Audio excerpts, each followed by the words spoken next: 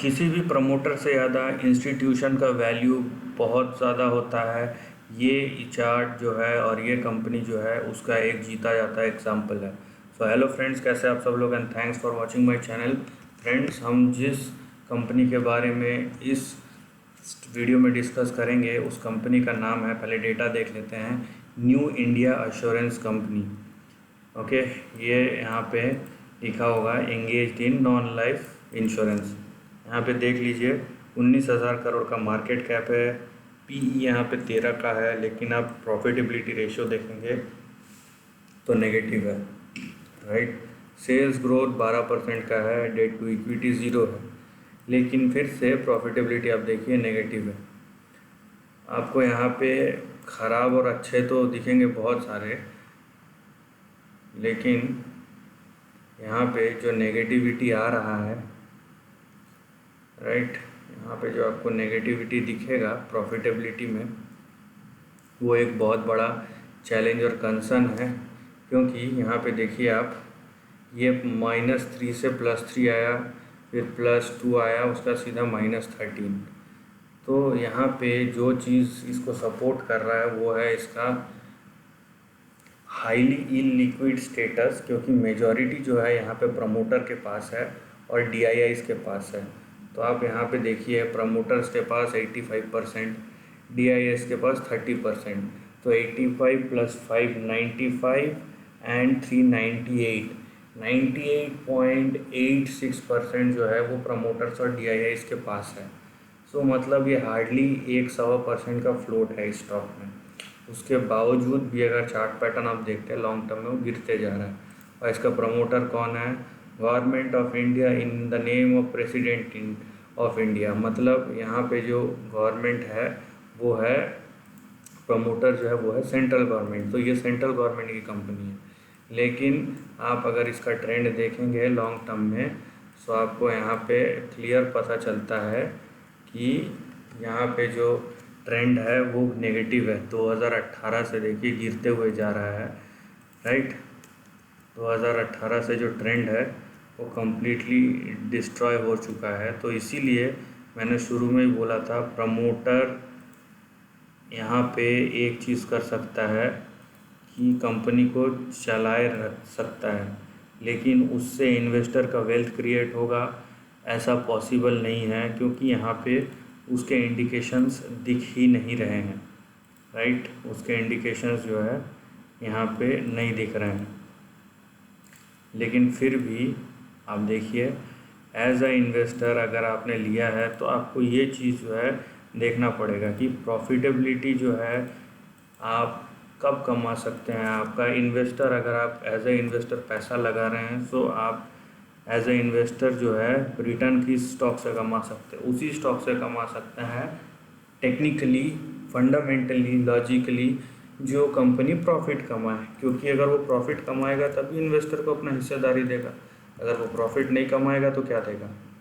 Simple सा logic है, ठीक है।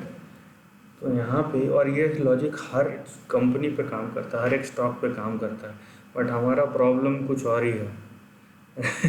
सो यहाँ पे बात यह है, आप यहाँ पे ट्रेंड को फॉलो कीजिए, ठीक है। देखिए यहाँ पे आप समझने की कोशिश कीजिए कि कोई भी नया ट्रेंड तब तक चालू नहीं होगा जब तक ये प्राइस जो है 388 के ऊपर जाके सस्टेन नहीं करता। उससे पहले जो भी होगा रिकवरी है, ठीक है। अभी का जो है ट्रेंड, उस हिसाब से आपका जो सबसे पहला रेजिस्टेंस आएगा वो यहाँ पे आएगा। अगर उसको क्रॉस कर गया तो दूसरा रेजिस्टेंस आएगा आपका यहाँ पे। नीचे आपका जो पहला सपोर्ट आता है वो यहाँ पे आएगा, और अगर उसके भी नीचे गया तो दूसरा सपोर्ट आएगा यहाँ पे।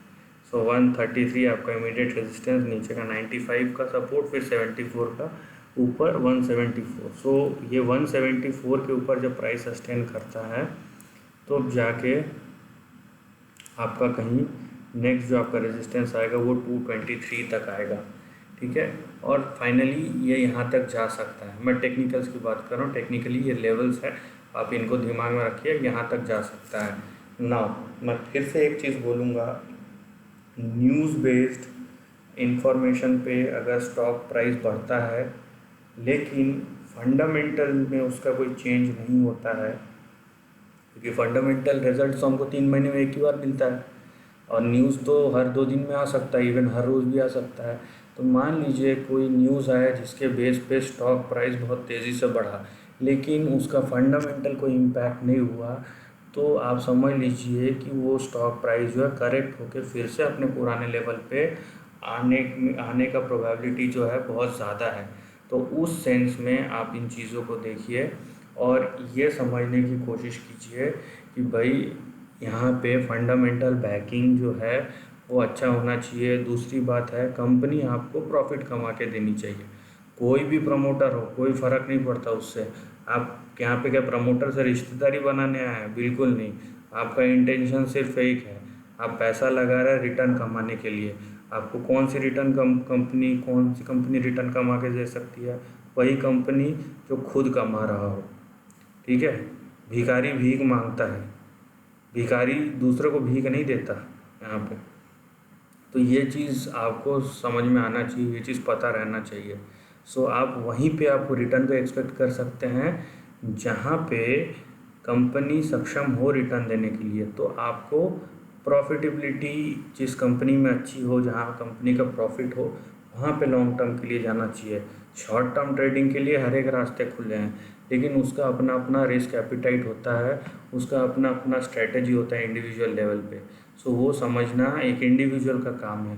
प्रॉब्लम यह है कि पहले पैसा लगाओ, उसके बाद जब समझ में नहीं आया, डूब जाता है, उसका दूसरे पे भड़ास निकालो। तो ये किसी भी तरीके से आप दूसरों का फ़ायदा करें या ना करें, आपका फ़ायदा नहीं करने वाला। सो विद दिस आप इस चीज़ को हमेशा ध्यान रखिए और किसी भी स्टॉक को सिलेक्ट करने के लिए इन चीज़ों का ध्यान रखिए। This is the end of the video दोस्तों। वीडियो पसंद आए तो लाइक और शेयर कीजिए, थॉट्स कमेंट सेक्शन में लिख के बताइए, और ऐसे नए कंटेंट के लिए चैनल को प्लीज़ सब्सक्राइब कीजिए। Lastly, take care of your family and friends.